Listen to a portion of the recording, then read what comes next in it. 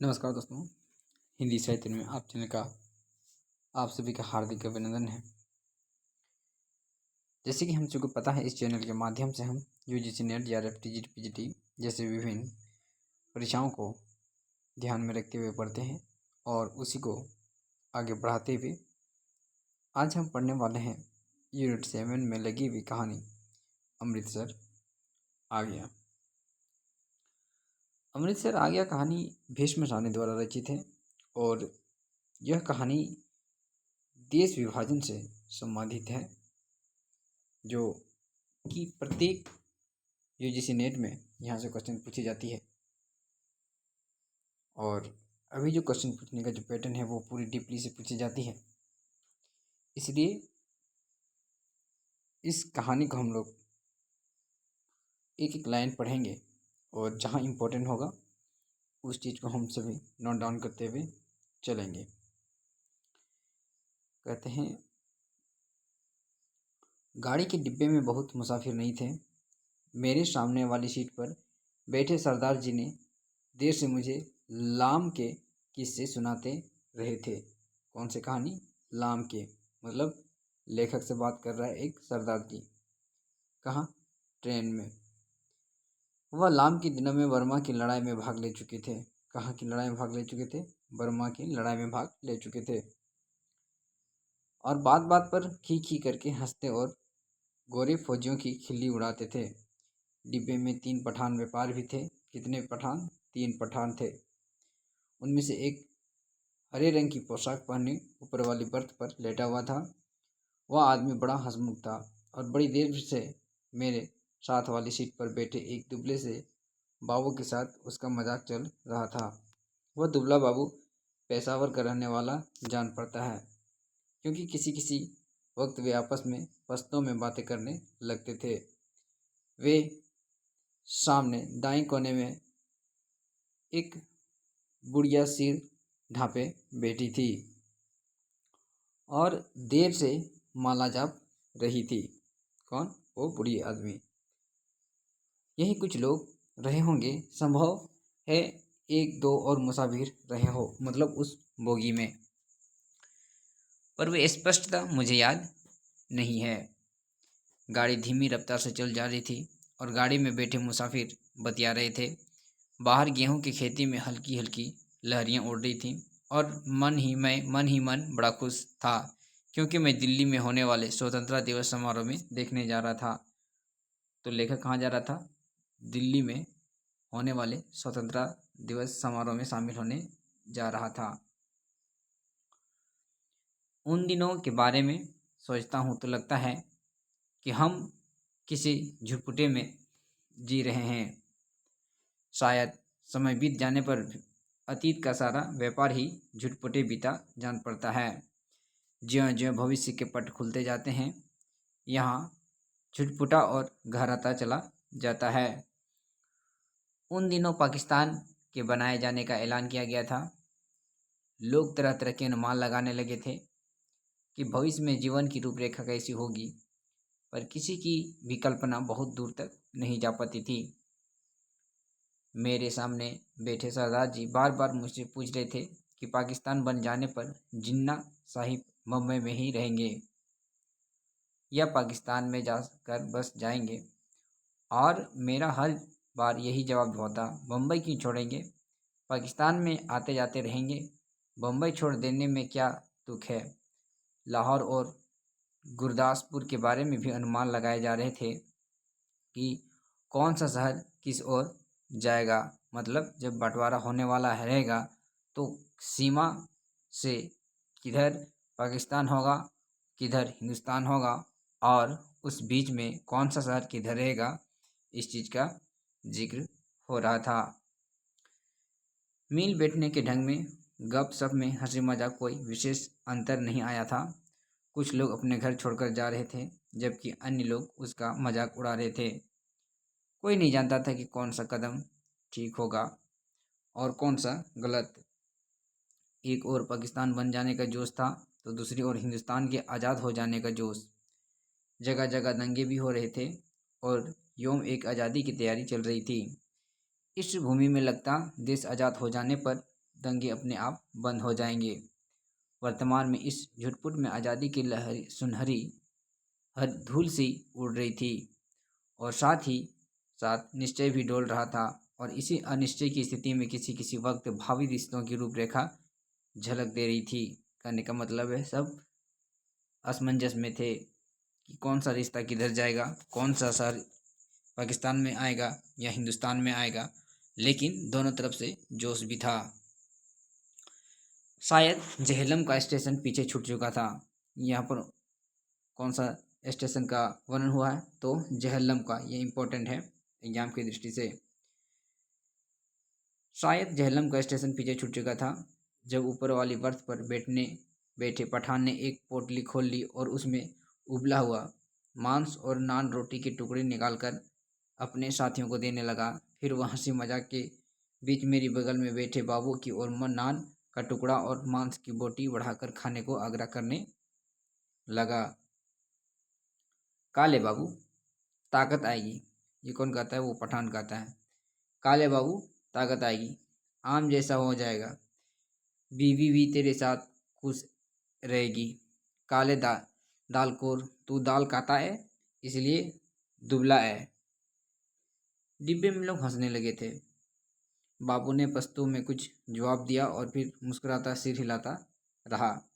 इस पर दूसरे पठान ने हंसकर कहा, ओ जालिम, हमारे हाथ से नहीं लेता, ये तो अपने हाथ से ले उठा ले। खुदा कसम बकरे का गोश्त है और किसी चीज़ का नहीं। ऊपर बैठा पठान चहकर बोला, ओ खंजीर के तुम, इधर तुम कौन देखता है? हम तेरी बीवी को नहीं बोलेगा। ओ तू हमारे साथ बोटी तोड़, हम तेरे साथ दाल पिएगा। इस पर कहा उठा, पर दुबला पतला बाबू हंसता सिर हिलाता रहा और कभी कभी दो शब्द पश्तो में भी कह देता। ओ कितना बुरा बात है, आम खाता है तू हमारा मुंह देखता है। सभी पठान मगन थे। यह इसलिए नहीं लेता कि तुमने हाथ नहीं धोए हैं। स्थूलकाय सरदार जी बोले और बोलते ही खी करने लगे। अधलेटी मुद्रा में बैठे सरदार जी की आधी तौन सीट के नीचे लटक रही थी। तुम अभी सोकर उठे हो और उठते ही पोटली खोलकर खाने लग गए हो, इसलिए बाबूजी तुम्हारे हाथ से नहीं लेते। और कोई बात नहीं।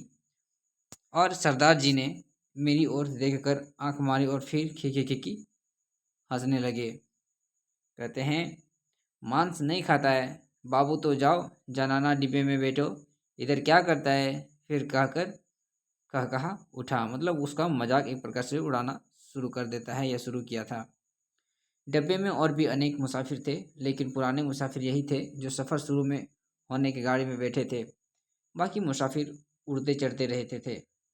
पुराने मुसाफिर होने के नाते उनमें एक तरह की बेतुलफ़ी आ गई थी, मतलब आदत सा हो गया था।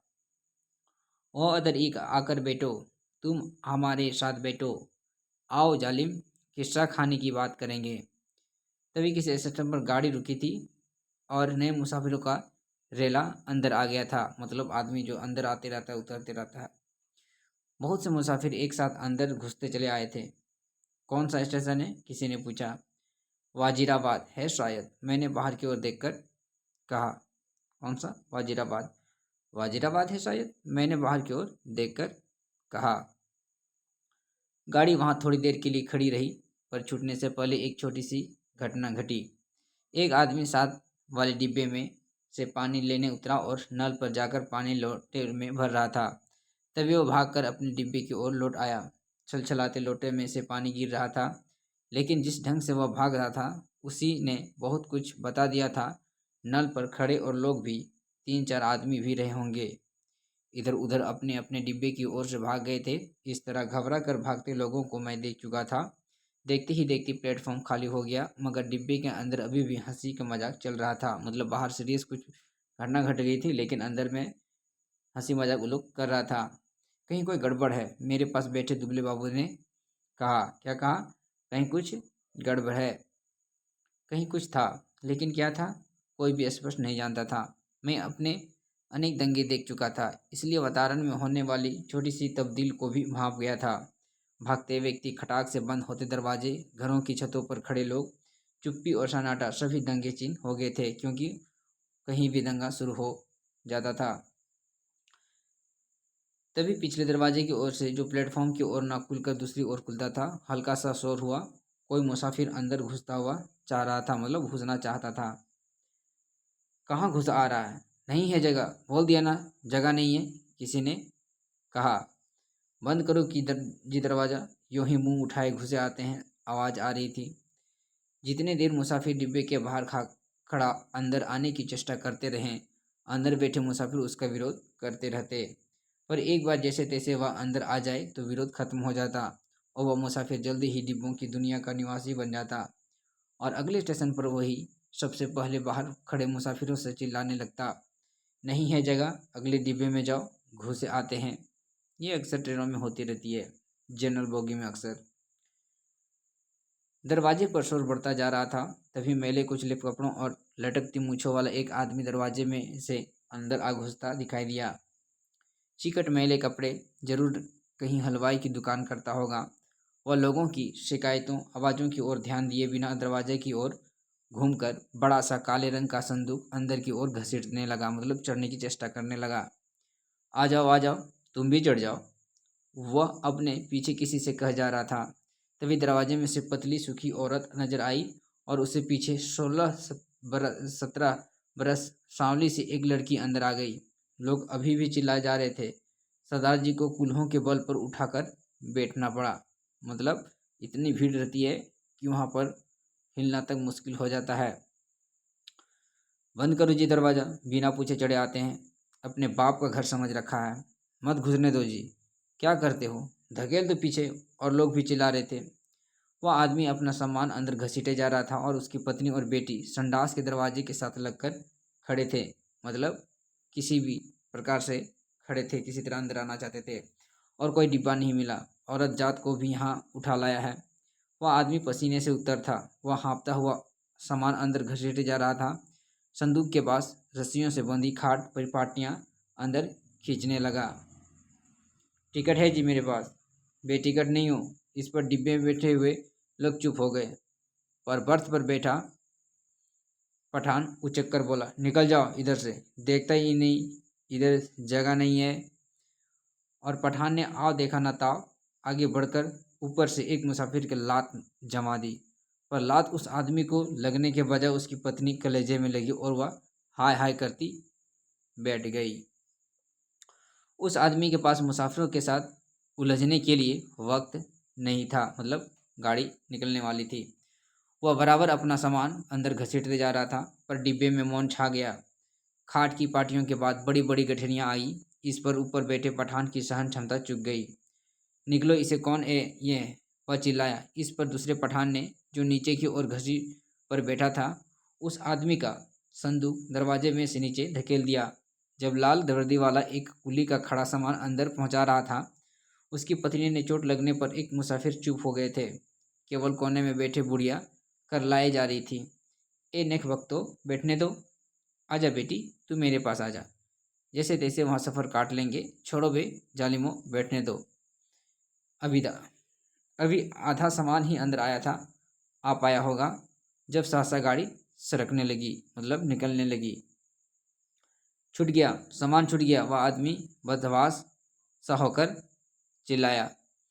पिताजी, सामान छूट गया। संडास के दरवाजे के पास खड़ी लड़की सिर से पांव तक कांप रही थी। वह चिल्लाए जा रही थी क्योंकि उसका सामान छूट गया था।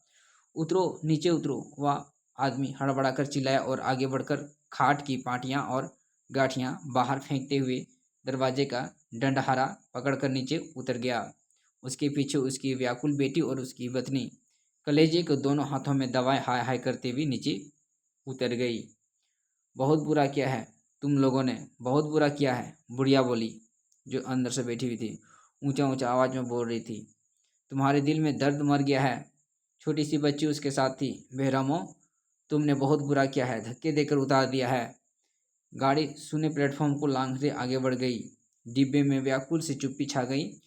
बुढ़िया ने बोलना बंद कर दिया था। पठानों का विरोध कर पाने की हिम्मत नहीं हुई। तभी मेरी बगल में बैठे दुबले बाबू ने मेरे बाजू पर हाथ रखकर कहा, आग है देखो, आग लगी है। क्या लगी है? आग लगी है।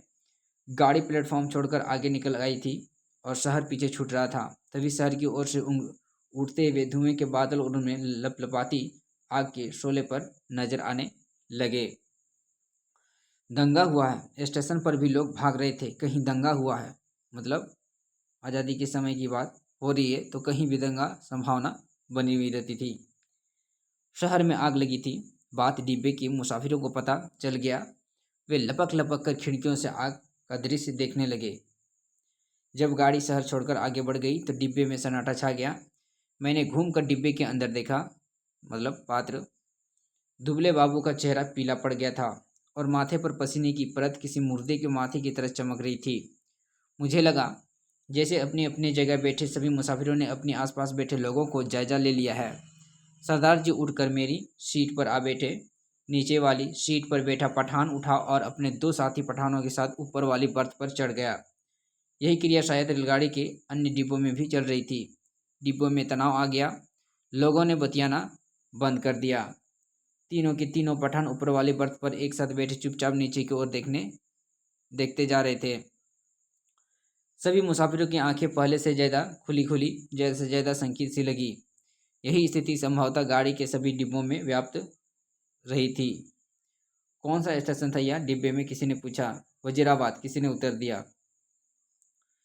जवाब मिलने पर डिब्बे में एक और प्रतिक्रिया हुई। पठानों के मन का तनाव और भी ढीला पड़ गया, जबकि हिंदू सिख मुसाफिरों की चुप्पी और ज़्यादा गहरी हो गई। एक पठान अपनी वास्कट की जेब में नस्वार की डिबिया निकाली और नाक में नस्वार चढ़ाने लगा। अन्य पठान भी अपनी अपनी डिबिया निकालकर नस्वार चढ़ाने लगे। बुढ़िया बराबर माला जपे जा रही थी। किसी किसी वक्त उसके उद्बोधारी होंठ नजर आते। लगता उनमें से कोई खोखली सी आवाज़ निकल रही है। आगे स्टेशन पर जब गाड़ी कर रुकी तो वहाँ भी सन्नाटा ही था। कोई परिंदा तक नहीं फड़फड़ा रहा था। हाँ, एक भिजती पीठ पानी की मस्कल लादे प्लेटफॉर्म लांग कर आया और मुसाफिरों को पानी पिलाने लगा। लो, पियो पानी, पियो पानी। औरतों को डिब्बों में से औरतों और बच्चों को अनेक हाथ बाहर निकाल कर आए थे पानी लेने के लिए।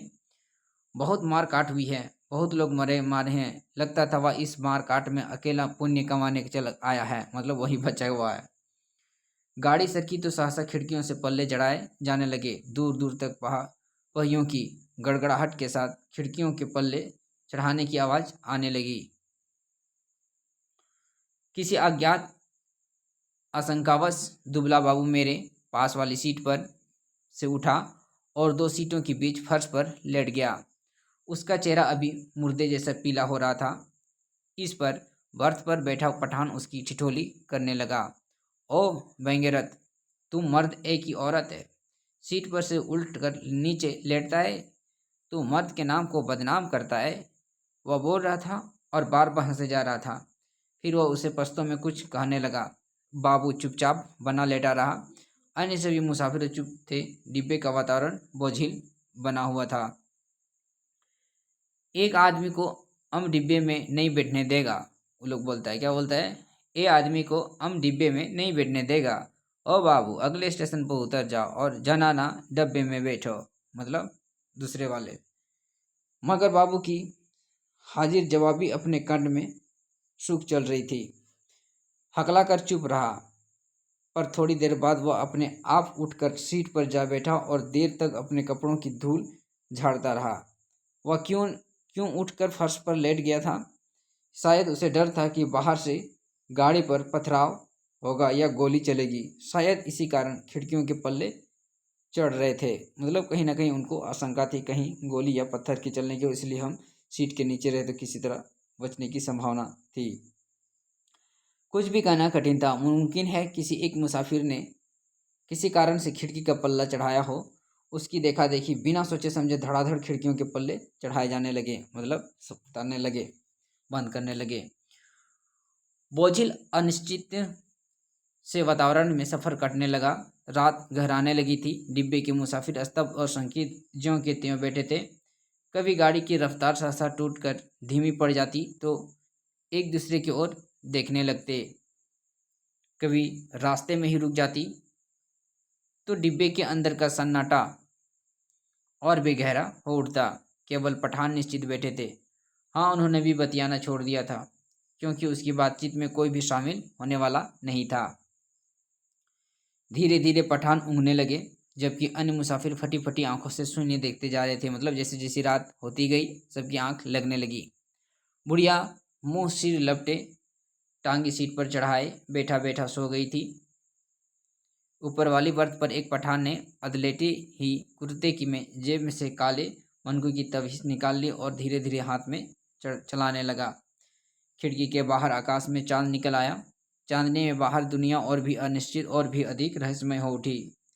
किसी किसी वक्त दूर किसी और आग के शोले उड़ते नजर आते। कोई नगर जल रहा था। गाड़ी किसी वक्त चिढ़ाती हुई आगे बढ़ने लगती, फिर किसी वक्त उसकी रफ्तार धीमी पड़ जाती और मीलों तक धीमी रफ्तार में चल रही थी।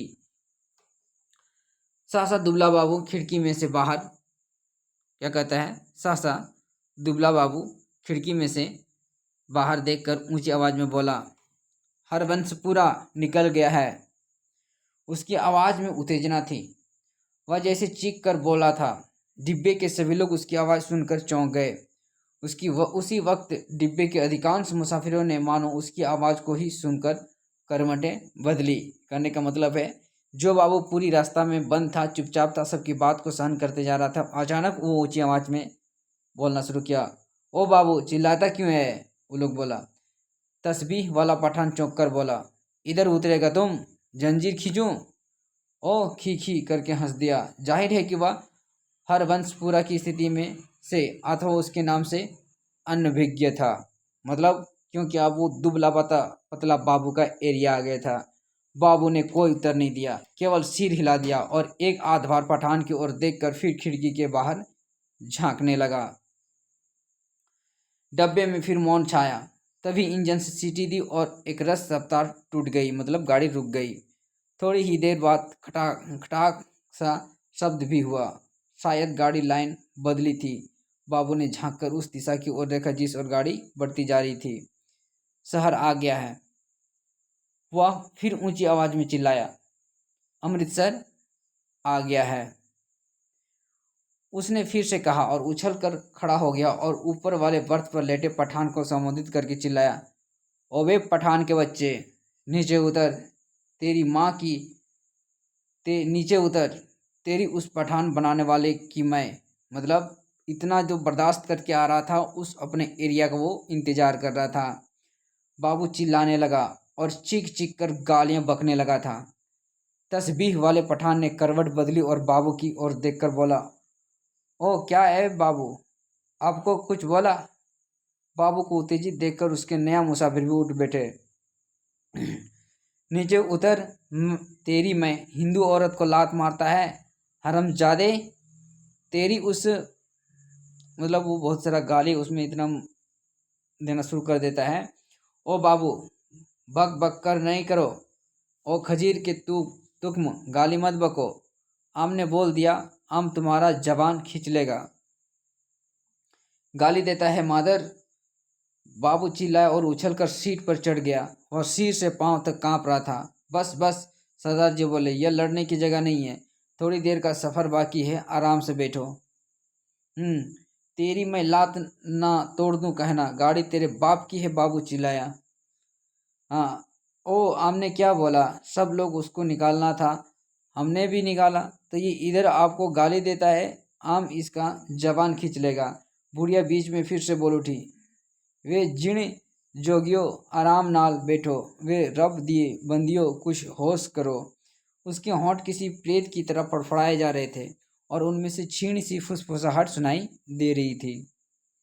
बाबू चिल्लाया जा रहा था, अपने घर में शेर बनता था, अब बोल, तेरी मैं उस पठान बनाने वाले की।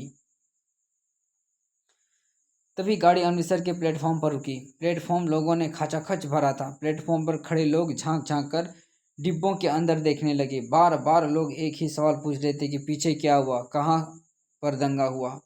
खचाखच भरे प्लेटफॉर्म पर शायद इसी बात की चर्चा चल रही थी कि पीछे क्या हुआ। प्लेटफॉर्म पर खड़े 2-3 खोमचे वालों को मुसाफिर टूटे पड़े जा रहे थे। सभी की सांसें भूख और प्यास परेशान करने लगी थी। इसी दौरान 3-4 पठान हमारे डिब्बे के बाहर हट प्रकट हो गए और खिड़की में से झांक झांक कर अंदर देखने लगे। अपने पठान साथियों पर नज़र पड़ते ही उनसे पश्तो में कुछ बोलने लगे। मैंने घूम कर देखा, बाबू डिब्बे में नहीं था। ना जाने कब वहाँ डिब्बे से निकल गया था। मेरा माथा ठिनका, गुस्से में वह पागल हुआ जा रहा था। ना जाने क्या कर बैठे। इस पर डिब्बे में तीनों पठानों अपनी अपनी गठरी उठाकर बाहर निकल गए और अपने पठान साथियों के साथ गाड़ी के अगले डिब्बों की ओर बढ़ गए। जो विभाजन पहले प्रत्येक डिब्बों के भीतर हो रहा था, अब सारी गाड़ियों के स्तर पर होने लगा। मतलब अपना एरिया के हिसाब से खुद का सुरक्षित स्थान सब ढूंढना शुरू कर दिया था। खोपचे वालों ने के इर्द गिर्द भी भीड़ छटने लगी। लोग अपने अपने डिब्बों में लौटने लगे। तभी सहसा एक ओर से मुझे वह बाबू नजर दिखाई दिया। उसका चेहरा अभी भी बहुत पीला था और माथे पर बालों की लट झूल रही थी। नज़दीक पहुंचा तो मैंने देखा उसने अपने दाएं हाथ में लोहे की एक छड़ उठा रखी थी। जाने उसे कहाँ मिल गई थी। डिब्बे में घुसते ही उस समय उसने छड़ को अपनी पीठ के पीछे कर लिया और मेरे साथ वाली सीट पर बैठने से पहले उसने हौले से छड़ की सीट के नीचे सरका दिया। सीट पर बैठते उसकी आंखों पर पठान को देख पाने के लिए ऊपर की ओर उठी, पर डिब्बों में पठान होना पाकर वह हड़बड़ाकर चारों ओर देखने लगा। निकल गए हरामी मादर, सब के सब निकल गए। फिर वह सिट पिटाकर उठ खड़ा हुआ, चिल्लाकर बोला, तुमने उन्हें जाने क्यों दिया? तुम सब नामर्द हो, बुजदिल हो। मतलब जितने भी सरदार लोग थे उन लोग को डांट रहा है। पर गाड़ी में भीड़ बहुत थी, बहुत से नए मुसाफिर आ गए थे। किसी ने उसकी ओर विशेष ध्यान नहीं दिया। गाड़ी सरकने लगी तो वह फिर से मेरी वाली सीट पर आ बैठा। वह बड़ा उत्तेजित था, बराबर बड़ा बड़बड़ाए जा रहा था। धीरे धीरे हिचकोले खाती गाड़ी आगे बढ़ने लगी। डिब्बे में पुराने मुसाफिरों से भरपेट पूरियां खा ली थी और पानी भी पी लिया था। गाड़ी उस इलाके में आगे बढ़ने लगी थी जहां उसके जान माल को खतरा नहीं था। नए मुसाफिर बतिया रहे थे। धीरे धीरे गाड़ी फिर समतल गति से चलने लगी। कुछ ही देर के बाद लोग ऊँघने भी लगे, मगर बाबू अभी भी फटी आंखों में सामने की ओर देख रहा था। बार बार मुझसे पूछता कि पठान डिब्बे में से निकलकर किस ओर गए। उसके सिर पर जुनून सवार था। गाड़ी के हिचकोलों में से मैं खुद ऊँघने लगा था। डिब्बे में लेट पाने के लिए जगह नहीं थी। बैठते बैठे भी नींद मेरा सिर कभी एक ओर उलट जाता, कभी दूसरी ओर। किसी किसी वक्त झटके में मेरी नींद टूटती और मुझ के सामने की सीट पर अस्त व्यस्त पड़े सरदार के जी खर्राटे सुनाई देता। अमृतसर पहुंचने के बाद सरदार जी फिर से सामने वाली सीट पर टांगे पसार कर लेट गए थे। डिब्बे में तरह तरह की आड़ी तिरछी मुद्रा में मुसाफिर पड़े थे। उनकी विभत्स मुद्राओं को देखकर लगता डिब्बा लाशों से भरा है।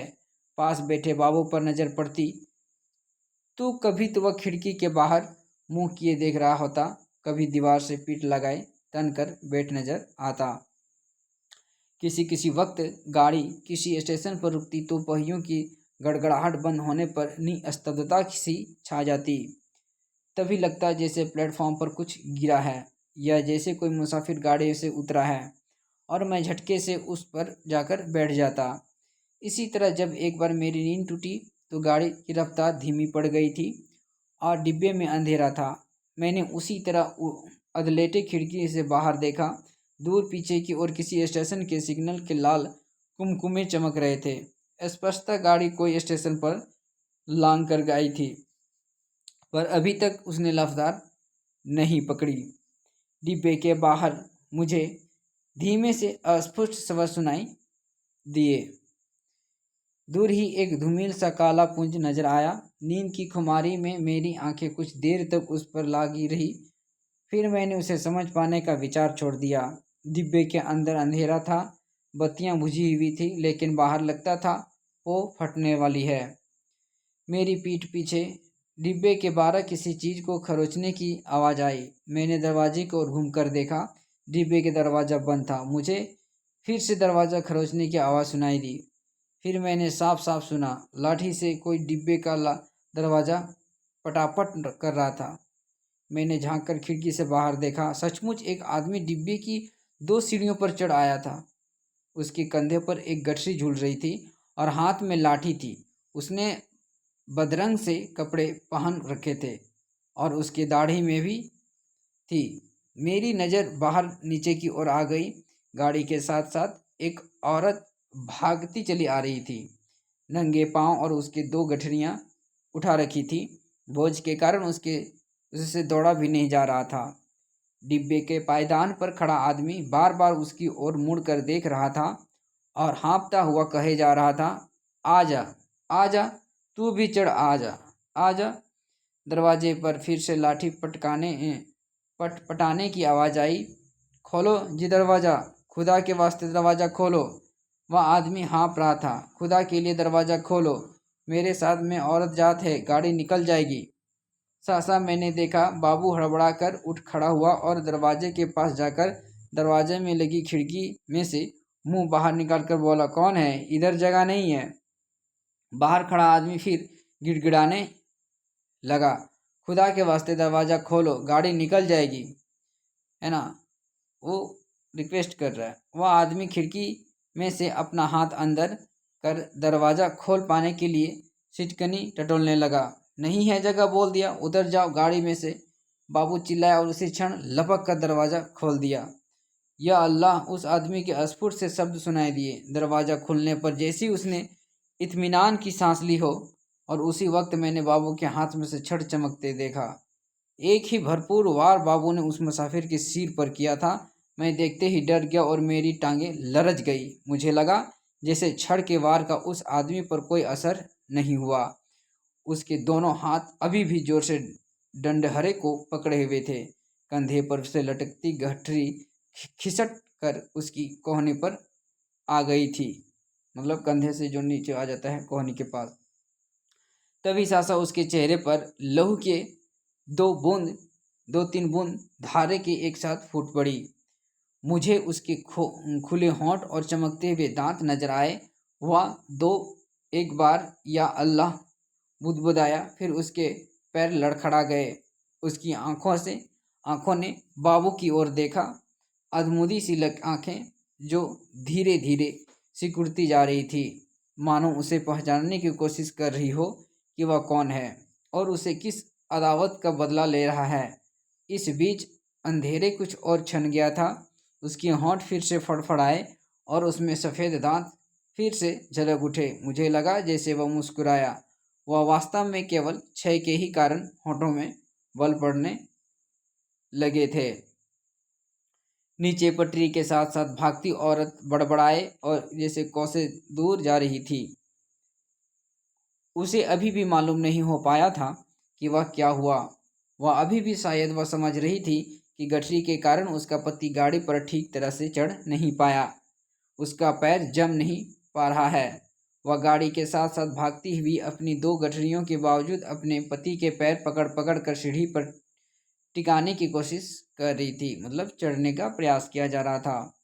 तभी सासा डंडहरे से उस आदमी के दोनों हाथ छूट गए और वह कटे पेड़ की भांति नीचे जा गिरा, मतलब धड़ाम से, और उसके गिरते ही औरत भागना बंद कर दिया, मानो दोनों सफ़र एक ही साथ खत्म हो गया हो। बाबू अभी भी मेरे डिब्बे खुले दरवाजों में बूत बना खड़ा था। लोहे की छड़ अभी भी उसके हाथ में थी। मुझे लगा जैसे वह छड़ को फेंक देना चाहता है, लेकिन उसके फेंक नहीं पा रहा है। उसका हाथ जैसे उठ नहीं रहा था। मेरी सांसें अभी भी फूली हुई थी। डिब्बे के अंधियारे कोने में मैं खिड़की के साथ सट कर बैठा उसकी ओर देखे जा रहा था। वह आदमी खड़े खड़े हिला। किसी अज्ञात प्रेरणावश वह एक कदम आगे बढ़ आया और दरवाजे में से बाहर पीछे की ओर देखने लगा। गाड़ी आगे निकलती जा रही थी। दूर पटरी के किनारे अंधियारे पुंज का नजर आ रहा था। बाबू का शरीर हरकत में आया। एक झटके में उसके छड़ को डिब्बे के बाहर फेंक दिया, फिर घूमकर डिब्बे के अंदर दाएं बाएं देखने लगा। सभी मुसाफिर सोए पड़े थे। मेरी ओर से उसकी नज़र नहीं उठी। थोड़ी देर तक वह खड़ा डोलता रहा, फिर उसने घूमकर दरवाज़ा बंद कर दिया। उसने ध्यान से अपने कपड़ों की ओर देखा, अपने दोनों हाथों की ओर देखा, फिर एक एक करके अपने दोनों हाथों को नाक के पास ले जाकर उन्हें सूंघा, मानो जानना चाहता हो कि उसके हाथ से खून की बू तो नहीं आ रही है। फिर वह दबे पांव चलता हुआ आया और फिर मेरी बगल वाली सीट पर बैठ गया। मतलब वो लड़का जो वार करके आया था। धीरे धीरे झुटपुटाहट छटने लगा। दिन खुलने लगा। साफ सुथरी सी रोशनी में चारों ओर फैलने लगी। किसी ने जंजीर खींचकर गाड़ी खड़ी को नहीं किया था। छड़ खाकर गिरी और उसकी देह मीलों पर पीछे छूट चुकी थी। सामने गेहूं के खेतों पर फिर से हल्की हल्की लहरियां उठने लगी थी। सरदार जी बदन खुजलाते उठ बैठे, जो उसके बगल में बैठे हुए थे। मेरी बगल में बैठा बाबू दोनों हाथ सिर के पीछे रखकर सामने की ओर देख रहा जा रहा था। रात भर में उसके चेहरे पर दाढ़ी के छोटे छोटे बाल उग गए थे। अपने सामने बैठा देख वह सरदार उसके साथ बतियाने लगा। बड़े जीवट वाले हो बाबू, दुबले पतले हो पर बड़े गुर्दे वाले हो। बड़ी हिम्मत दिखाई है। तुमसे डरकर वे ही पठान डिब्बे में से निकल गए। यहाँ बने रहते तो एक न एक को खोपड़ी तुम जरूर दुरुस्त कर देते। और सरदार जी हंसने लगे। बाबू जवाब में मुस्कुराया, एक विभत्स सी मुस्कान, और देर तक सरदार की ओर चेहरे की ओर देखता रहा। तो ये था दोस्तों आज की हम सभी का मुख्य कहानी, जो कि काफ़ी इम्पोर्टेंट है एग्जाम की दृष्टि से। तो इस कहानी से हम लोग ये कह सकते हैं कि आदमी जो रहता है वो उसकी वातावरण, उसकी क्षेत्र के हिसाब से कुछ चीज़ को हिम्मत करता है या फिर अपनी बात को रखता है। जब मुस्लिम का एरिया था तो पठान लोग अपना दबदबा दिखा रहा था। वहीं पर जैसे ही उसका सीमा में आता है तो फिर वो बाबू, दुबला पतला दिखने वाला बाबू, उसके अंदर में बड़े बड़े गुर्दे हो जाते हैं और वो एक छड़ लेके वार करना शुरू कर देता है या उसको भगा दिया जाता है। तो ये था दोस्तों आज का हम सभी का इम्पोर्टेंट वीडियो। और अगर आप चैनल पर नए हैं तो प्लीज़ लाइक कमेंट सब्सक्राइब जरूर कर दें, ताकि ऐसे ही वीडियो आप सभी के बीच में लाते रहें। मिलेंगे जल्द ही, तब तक के लिए धन्यवाद।